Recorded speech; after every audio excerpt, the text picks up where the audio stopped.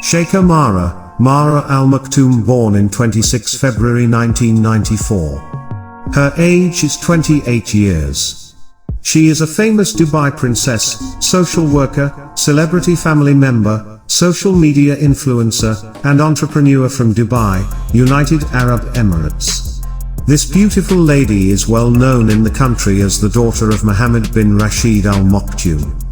According to Wikipedia, Mohammed bin Rashid Al Maktoum is the Vice President, Prime Minister, and Minister of Defense of the United Arab Emirates, UAE, as well as the ruler of Dubai.